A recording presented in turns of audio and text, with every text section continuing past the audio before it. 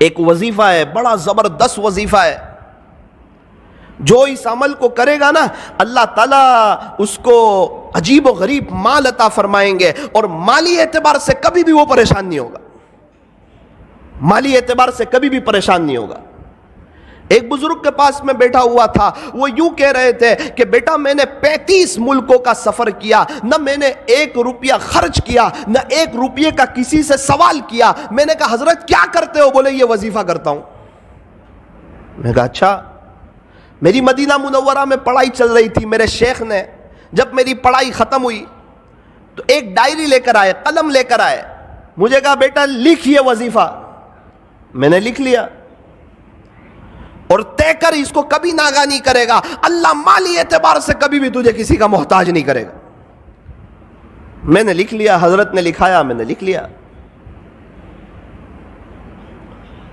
پھر ایک بات کہی تھی کہ بیٹا یہ وظیفہ بڑا زبردست ہے، لیکن بے طلبوں کو مت بتانا، جس کے اندر طلب ہو اور جو اس کی قدردانی کرتے ہو اسی کو بتانا۔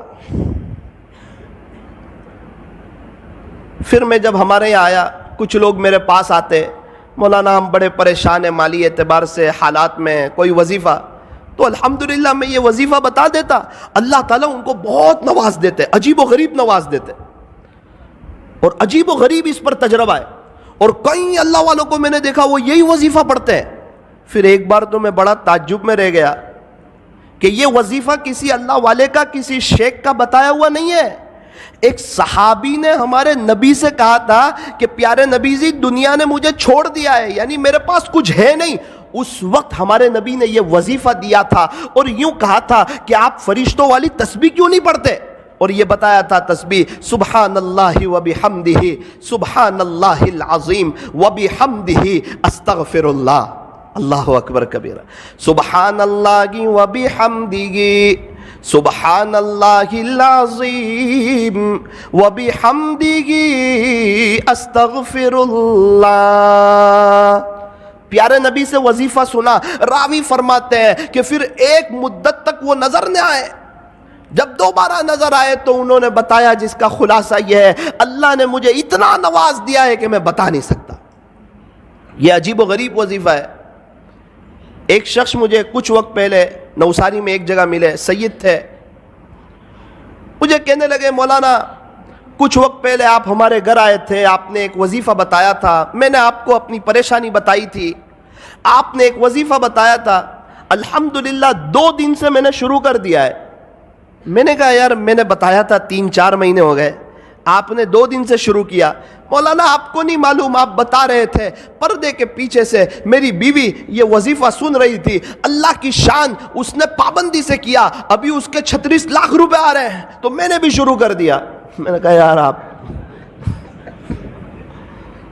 عجیب آدمی ہو۔ میں نے کہا 36 لاکھ روپے کہاں سے آ رہے ہیں؟ کہا وہ وارثے کے آ رہے ہیں۔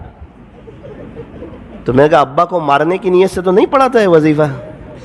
بولے نہیں، ان کے ابو کا تو بہت پہلے یہ انتقال ہو گیا تھا، لیکن مولانا زمین کا اتنا خطرناک مسئلہ تھا کہ یہ کبھی بھی حل ہونے کا نام لیتا نہیں تھا، اور ہم لوگ بھی نا امید ہو چکے تھے کہ اب یہ مسئلہ جو ہے یہ کبھی بھی حل ہو سکتا نہیں ہے، لیکن میری بیوی نے یقین سے پڑھنا شروع کیا، اللہ کی شان مسئلہ حل ہوا، اس کے 36 لاکھ روپے آ رہے، اور اللہ کا شکر ہے 2 دن سے میں نے بھی شروع کر دیا ہے۔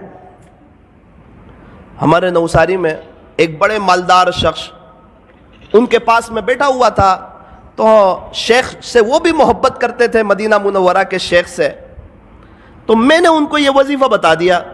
کہنے لگے نا وہ بڑے آدمی ہیں اور ان کا بتایا ہوا وظیفہ کرنا ہی چاہیے۔ میں نے کہا ان کا بتایا ہوا نہیں، پیارے نبی کا بتایا ہوا ہے، یہ کوئی اللہ والے کا بتایا ہوا نہیں ہے، یہ کوئی تجربہ کرنے کا وظیفہ نہیں ہے، یہ تو عمل کرنے کا وظیفہ ہے۔ اچھا کیا بتایا؟ تو میں نے ان کو بتا دیا۔ 2 دن کے بعد مجھے ملے، کہا بیٹا یہ وظیفہ کبھی چھوڑنے جیسا نہیں ہے۔ میں نے کہا کیوں؟ بولے بیٹا پیسہ تو بہت ہے، سب جگہ روکا ہوا ہے، ابھی میں حالات میں تھا کچھ وقت سے، پیسے کے بارے میں ہاتھ میں پیسہ نہیں تھا، زمینیں جائیداد پراپرٹی بہت، ہاتھ میں پیسہ نہیں، تو میرا بڑا بیٹا میرے پاس آیا اور یوں کہنے لگا ابا بہت پہلے آپ کے 70,000 روپے میرے پاس تھے، وہ ابھی آپ لے لو 70,000۔ بولے، میں نے بولا پھر؟ بولے اب کبھی یہ وظیفہ نہیں چھوڑوں گا۔ اللہ اکبر کبیرہ۔ اور شیخ خود فرماتے تھے میں نے جس کو بھی بتایا، جس نے بھی یقین سے پڑھا بیٹا آج سب کروڑ پتی ہے، اور جس نے بغیر یقین کے پڑھا وہ جہاں تھے آج وہاں کے وہیں ہیں۔ تو میرے عزیزو ایک بات یاد رکھو، یہ وظیفہ جو ہے یہ بڑا زبردست ہے۔ میں نے ایک سوال پوچھا شیخ سے جس پر وہ مجھ سے بڑے ناراض ہوئے، بہت زیادہ ناراض ہوئے، اور مجھے کہا بیٹا تیرے سے مجھے یہ امید کبھی نہیں تھی کہ تو مجھے یہ سوال پوچھے گا۔ میں نے کہا شیخ یہ جو وظیفہ پڑھیں گے 100 مرتبہ تو صرف رزق میں برکت ہی ہوگی یا ثواب بھی ملے گا؟ تو بہت ناراض ہو گئے۔ ایک مثال سے سمجھایا مجھے کہ 400 روپے کلو کی چائے ہو اور اس پر 50 روپے کی ڈول کی آفر ہو تو تجھے صرف ڈول ملے گی یا چائے بھی ملے گی؟ میں نے بولا وہ تو چائے ملے گی، ڈول فری میں آ رہی۔ بیٹا اسی طرح جب تو یہ اللہ کا نام لے گا، اللہ کی پاکی بیان کرے گا، اللہ کی حمد بیان کرے گا، صبح صبح اللہ سے معافی مانگے گا، اس کا ثواب تو ملے گا۔ یہ تو صرف اسکیم ہے کہ اللہ اس میں رزق میں اضافہ فرمائے۔ اللہ اکبر کبیر۔ تو آپ کو بھی یہ وظیفہ یہ عاجز بتاتا ہے، طے کرو انشاءاللہ، پابندی سے پڑھیں گے انشاءاللہ، بہت فائدہ ہوگا انشاءاللہ۔ رزق میں صرف پیسہ نہیں آتا، رزق میں بیوی بھی شامل ہے، بچے بھی شامل ہے، رزق میں بہت سی چیزیں شامل ہے۔ اللہ تعالی ہمارے رزق میں برکتیں عطا فرمائیں گے۔ سبحان اللہ و بحمدہ، سبحان اللہ العظیم و بحمدہ، استغفر اللہ۔ پھر شیخ نے کہا بیٹا لیکن اس کا ایک وقت ہے، اسی وقت پڑھ سکتے ہیں، آپ اس کے علاوہ پڑھو گے تو وہ اثر نہیں کرے گا، وہ بات نہیں بنے گی۔ میں نے بولا اچھا اس کا وقت کون سا ہے؟ مجھے کہنے لگے بیٹا فجر کی سنت اور فرض نماز کے درمیان اس کو 100 مرتبہ پڑھنا ہے۔ فجر کی سنت اور فرض نماز کے درمیان اس کو 100 مرتبہ پڑھنا ہے۔ میں نے کہا حضرت اگر اس وقت کوئی نہ پڑھ سکے تو مجھے تعجب سے دیکھنے لگے کہ اس کا اپنا ہی مسئلہ لگ رہا ہے۔ مجھے کہنے لگے بیٹا جب تک فجر کی نماز کا وقت رہتا ہے، صبح صادق کے بعد سنت پڑھ لے، اس کے بعد سے جب تک فجر کی نماز کا وقت رہتا ہے وہاں تک یہ پڑھو گے تو یہ اپنا اثر عجیب اور غریب انداز میں کرے گا۔ پھر مجھے اپنے مکان پہ لے گئے ایک مرتبہ، بڑے بڑے لوگوں کو دعوت تھی، مجھ چھوٹے کو بھی حضرت نے گن لیا۔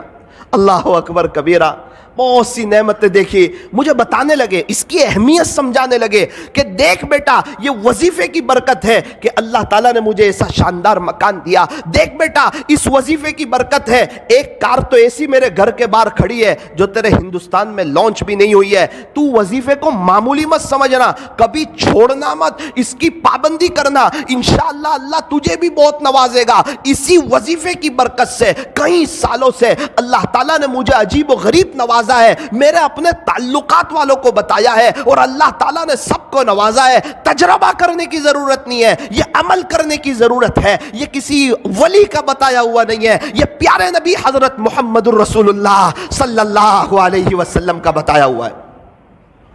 میں نے حضرت کے ساتھ دبئی کا سفر کیا، حضرت تو 5 اسٹار ہوٹل میں ان کے ساتھ ٹھہرنا ہوا، کیا شکریہ ادا کر رہے ہیں، الحمدللہ الحمدللہ الحمدللہ، کھانا کھا رہے ہیں شکریہ ادا کر رہے ہیں، شیپ میں بیٹھے ہوئے ہیں شکریہ ادا کر رہے ہیں، اللہ کی نعمتوں پر شکر شکر شکر۔ میں نے حضرت کے گھر دیکھا، الحمدللہ الحمدللہ، کھجورے کھا رہے ہیں الحمدللہ، قہوہ پی رہے ہیں الحمدللہ، اور ان کو چکن وغیرہ تو جلدی سمجھ نہیں آتی، ان کو تو مٹن وغیرہ چاہیے۔ تو خلاصہ یہ ہے جو بھی کھا رہے ہیں اس پر اللہ کا شکریہ ادا کر رہے ہیں۔ مجھے وہ بزرگ والی بات یاد آئی کہ واقعتاً ایک وظیفہ ہے، بڑا زبردست وظیفہ ہے، اور یہ شکر کر کے اللہ تک پہنچ رہے ہیں۔ جو اس عمل کو کرے گا نا، فرمایا اللہ تعالیٰ تک پہنچنے کے دونوں راستے ہیں، بندہ شکر فرمائیں گے اور مالی اعتبار سے کبھی بھی وہ پریشان نہیں ہو۔ یوں فرمایا ہمیشہ خوش رہنے کا آسان فارمولا۔